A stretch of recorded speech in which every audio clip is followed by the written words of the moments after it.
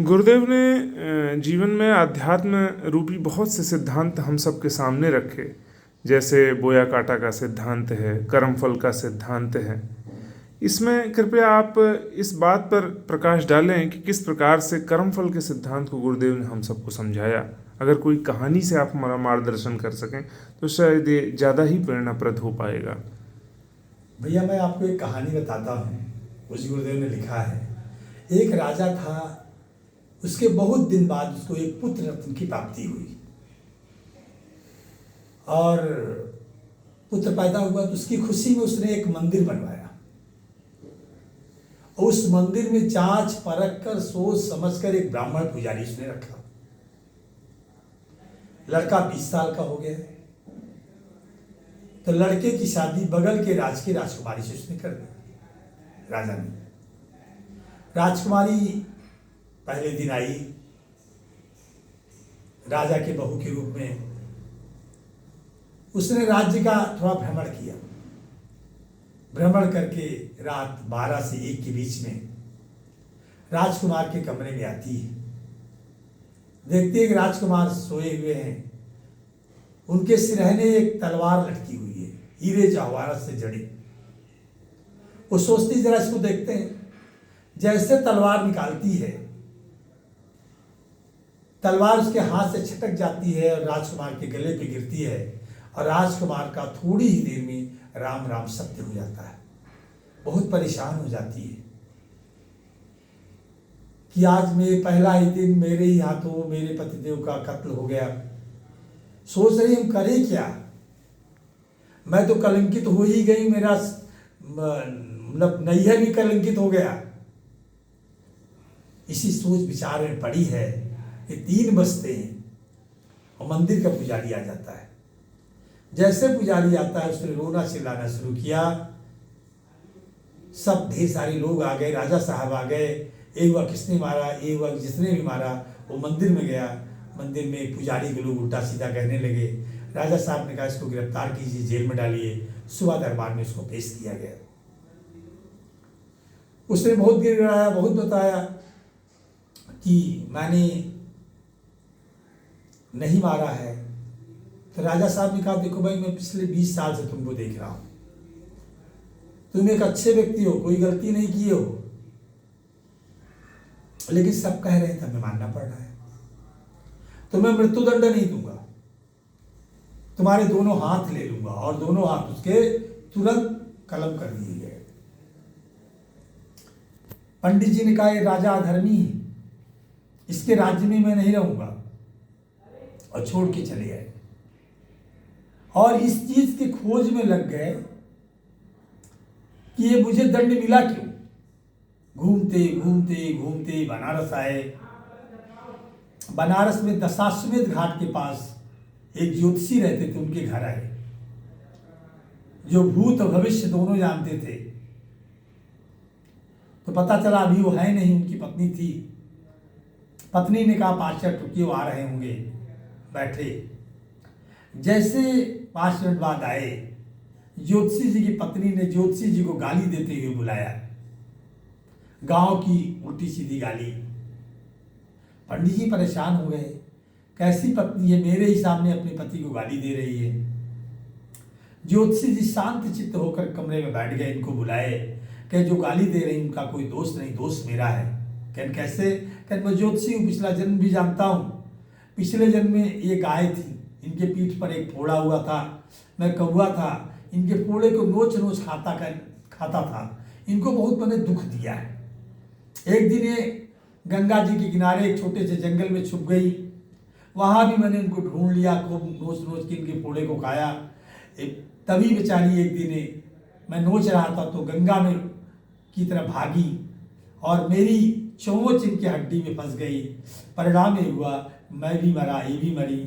और मैं ज्योतिषी हूँ, पिछला जन्म जानता हूँ, मेरी पत्नी बन के आई हैं। हमें तब तक दुख देगी जितना मैंने इनको दुख दिया है। विज्ञान भी कहता है, न्यूटन थर्ड लॉ बोलता है, each action is equal and its opposite reaction. हर क्रिया की उसके बराबर और विपरीत प्रतिक्रिया होती है। मित्रों, इस नेचर में बिल्कुल रूल है। हमारे गुरुदेव लिखते हैं, इस नेचर में गिव्स एंड टेक्स का सिद्धांत है, बो और काटो। जो बोए हैं वही काटूंगा। ये ज्योतिषी जी ने जब पंडित जी को बताया तो पंडित जी ने कहा कि मेरे साथ मेरे दो हाथ कैसे कलम हुए। उन्होंने कहा आप जहाँ से आए हो, जो राजकुमार था पिछले जन्म में कसाई था, उसकी पत्नी भी गाय थी। कसाई रूपी राजकुमार गाय रूपी राजकुमारी को पिछले जन्म में ढूंढ रहा था। उस समय भी आप ब्राह्मण थे, हल जोत रहे थे और गाय एक छोटे से जंगल में छुप गई थी। आपने हाथ दिखा दिया था कि इसी जंगल में गई है गाय, और कसाई रूपी राजकुमार ने गाय रूपी राजकुमारी को ढूंढ लिया, उसका सर अलग कर दिया। तभी उसी जंगल में कोई जानवर आया जो दोनों को खा गए। उनके अस्थिपंजर वहीं रह गए और कुछ दिन बाद गंगा जी बाढ़ी, अस्थिपंजर गंगा में गए। इसीलिए आज हम लोग जब खत्म होते मरते हैं तो हमारी अस्थियां गंगा में डाली जाती हैं कि जीवात्मा की गति, जीवात्मा को एक अच्छी गति मिले। और उनको अच्छी गति मिली, एक राजकुमार बना, उसकी पत्नी राजकुमार बन के आई। कर्मफल की ऐसी व्यवस्था है जैसे 1000 गाय होती, बछड़ा अपनी माँ को ढूंढ लेता है। कर्म उसी तरह कर्मफल पीछे पीछे चलता है। वही कर्मफल था कि राजकुमारी के नहीं चाहते हुए भी राजकुमारी के हाथ से तलवार गिरती है, राजकुमार का गला कट जाता है। और आपका हाथ इसलिए कटा, आपके हाथ ने ही राजकुमारी रूपी गाय को सर को अलग करवाने में मदद की थी। राजा का कितना भी बड़ा हितैषी हो, उसके पुत्र को कोई मारता है तो सीधे मृत्युदंड होती है। क्योंकि इसी हाथ ने ही राजकुमारी रूपी गाय की गले को अलग करवाने में मदद की थी, इसलिए आपका हाथ अलग कर दिया गया। फिर हम कर्मफल की एक बात और बताना चाहेंगे। कुरुक्षेत्र में भीष्म पितामह सरसैया पे लेटे हुए थे। भगवान कृष्ण उनसे मिलने आए। भीष्म पितामह ने पूछा मेरी दशा ये, मैंने ऐसा कौन सा पाप कर दिया।